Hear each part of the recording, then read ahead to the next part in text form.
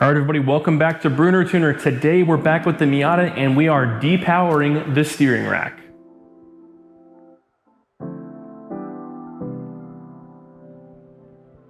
So those of you that are familiar with Mazda Miatas, it will come to no surprise to you the benefits of deleting the power steering system on these NA and NB Miatas. But if you're new to the chassis and wondering why exactly you do this, there are a few reasons. One is that it's arguable, but you could free up a little bit of power on the accessory side by removing that parasitic draw on the system. Secondly, those of you who want to have manual steering, if you've got one of these power steering racks, they're actually a quicker ratio lock to lock. So on track, you won't be crossed up quite as much going through corners, and you'll still have that nice manual steering rack feel that many people on track really like to have. You do get a lot more feedback, and you can really feel what the car is doing since you're not assisted by power steering. So in order to get this out, we're gonna have to undo the tie rods, and then there's just 4 bolts here and a couple of lines we're gonna undo, as well as the steering shaft. Once that's done, we'll be able to get this thing out of here, take it over to the workbench, and we will start dissecting. And of course, this has been done several times over on plenty of YouTube channels. You can definitely go look at those experts and see how they do it. But I'm gonna give you the novice's perspective on somebody who's never done this before, and I'm just gonna wing it, see what I can do, go off of guides online, and give you my impression on how this job really is. Okay, so one of the first things I'm gonna do before I start taking this apart, being that you do have to undo the tie rods, I'm gonna get a paint marker here, and I'm gonna mark onto the actual tie rod ends onto the shaft, just to get some alignment and understand where they were sitting at before when this goes back together. I did recently have a string alignment done on this for a track day, so it wasn't perfect to start with, but this will at least get us back in a ballpark. And then after that's done, once we get the car back on the ground and settled, then we can get it to an alignment shop and have that done professionally. All right, so the tie rods are disconnected. I actually told you guys the wrong way to do the paint mark.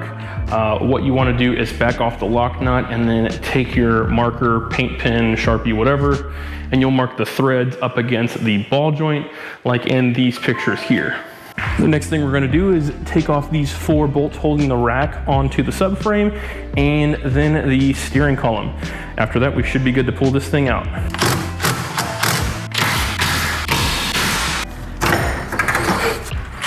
So I lied. Actually up front is the pathetic excuse for a power steering cooler, so we're gonna have to unbolt those lines too. Those 2 lines there, that is the power steering cooler. Essentially it's just a loop that goes in front of the radiator.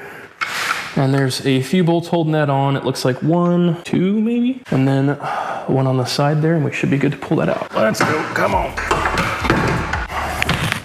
There we go. All right, and here's our power steering rack out of the car. It's sitting on my oil collection tray right now, dripping out the rest of that power steering fluid. I'm gonna get these hoses all disconnected to get them out of the way, and then we'll get it up on the workbench and get started taking this thing apart. And there she is in her filthy glory. Good tip that might help you is spin your steering shaft back and forth over that pan that you're draining this into to get anything that's inside of the rack out, or at least most of it. So I just took this thing outside, sprayed it off with some degreaser, hit it with the power washer, and it's looking pretty good. It's much better to work on a clean piece of equipment than something that's just absolutely covered in grease. Next thing I'm gonna be pulling out is this adjuster lock nut. This is what adjusts the tension on the steering shaft to determine how much effort you need to go back and forth. And I believe this is spring loaded, so be careful when you're doing this. Do not want this flying across the room. Yeah, there's a spring in there. Next thing we're gonna do is remove the pinion shaft, or the steering shaft going into the steering rack here.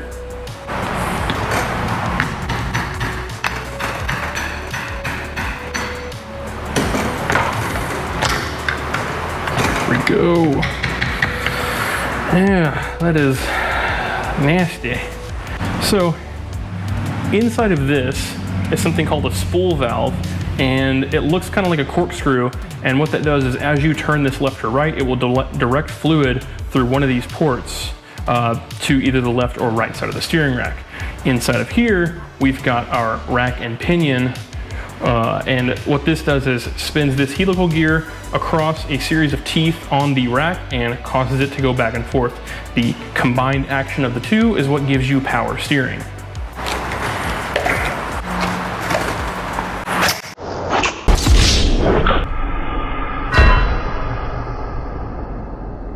Oh God, that was disgusting. And I probably ruined this shirt. All right, we're back. Got a new shirt on.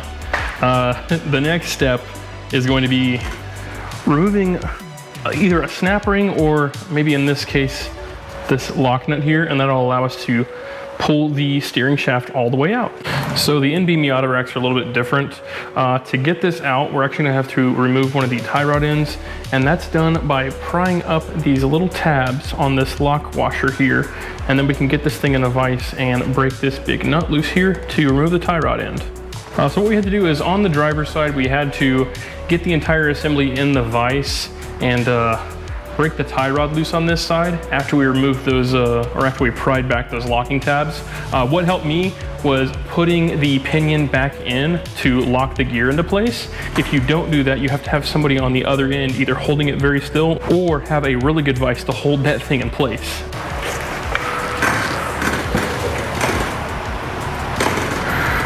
Actually, I think this nut here, I think this has to come off here. I'm gonna go back to the vise, get this thing tightened down, break this nut loose here, and then the entire assembly should slide out.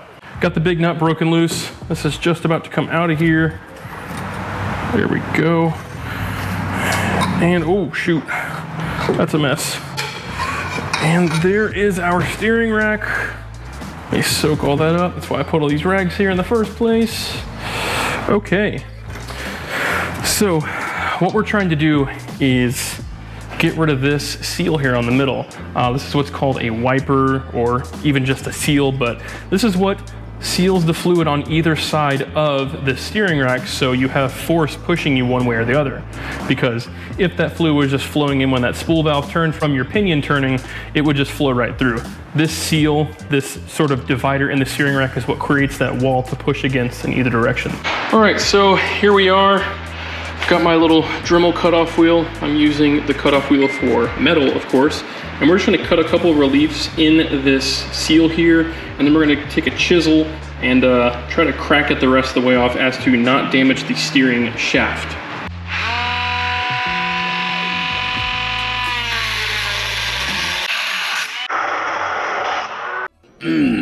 Well, it's very, very minor, and this is more in the middle of the rack where there's not any seals.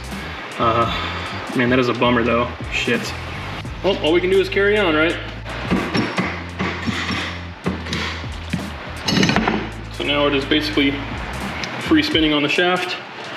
So we just gotta get this thing broken the rest of the way off, and then we can be done with it, throw it back together.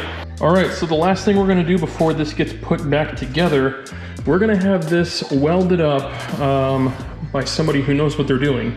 Ideally, you'll use TIG with some stainless filler and hopefully not have this warp. This is a two-piece shaft that flexes, and the deflection upon your input of steering is what causes fluid to go one way or the other in that spool valve inside. Since we're not going to be putting that back in, that deflection would just translate to sloppy steering, and I want to avoid that. So it seems the preferred method is just to have a couple of these areas here welded up. So we're going to have that done, and I'll get back to you guys and show you the finished product. All right, everybody, it is a new day. The pinion is at the welder right now, but what we're gonna do is go ahead and start assembling the base part of the rack here. I've got everything all cleaned up, and I went and picked up some high temp wheel bearing grease.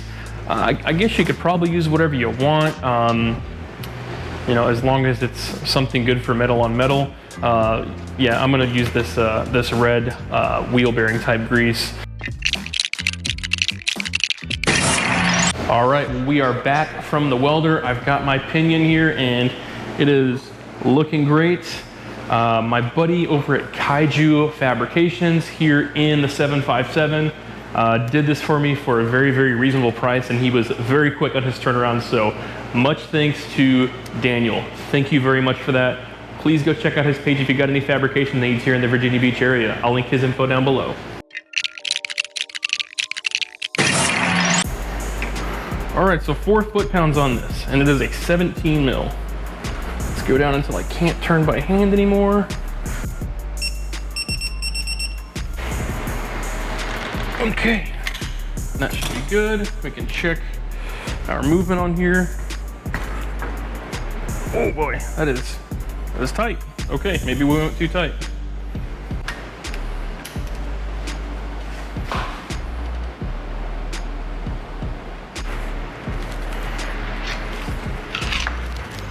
Yeah, so I thought I was gonna be clever and go to the hardware store and just find all the metric hardware I needed.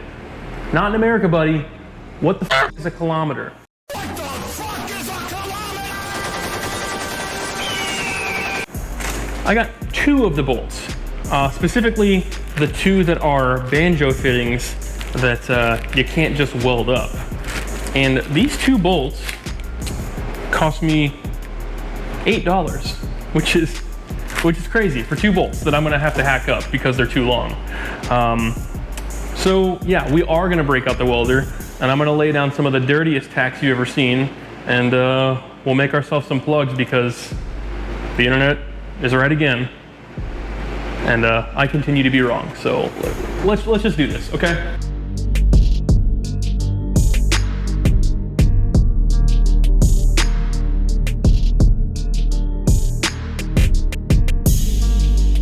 And there we go, we got our 4 plugs. That actually went quicker than I thought. I'm not a welder, as you've seen before a couple times on this channel, but yeah, that's pretty easy. So if you do have a welder, you know, I use a gasless MIG, so it's all flux. It's dirty, but for this, perfectly fine. I got this done in about 10 minutes. And there you have it. That is one completed power steering rack. So we've got all of our plugs in here that we welded up, and the ones we picked up from the hardware store and cut down to size. I'm not too concerned with how these things look. I mean, I did my best not to make them terrible, but they're gonna be hidden away. Now we can drive back in. Our guy here. All right, and we did our best under here to get these tie rods back where they were at. Now this definitely needs to go get in alignment since I did this, but I want to at least get it back to where it's somewhat streetable to drive it to an alignment place. And I think we're good now. The steering wheel is centered. It's 1 1/4 turn to each side, 2.5 lock to lock. Everything returns back to the center and nothing feels loose or clunky. However, I won't know for sure if this is done properly until I get it back on the ground running and we can feel how the steering is. I think some of my keen viewers might have noticed what I did wrong here, and I forgot to put my dust boot back on top of the pinion. So I'm gonna go ahead and fix that real quick and then we'll wrap this up. And there we go. Our refurbished and depowered steering rack is reinstalled in the car. And yeah, that wraps up the steering rack depowered. I hope you learned something here. Hopefully this is a project that you feel comfortable taking on yourself. I certainly didn't know what I was doing going into this, but I was able to figure out pretty quickly. So if you enjoyed this type of content, please consider hitting the thumbs up or the subscribe button. It costs you nothing and it definitely helps us grow our channel. But as always, stay tuned for the next one and we'll see you then. Peace.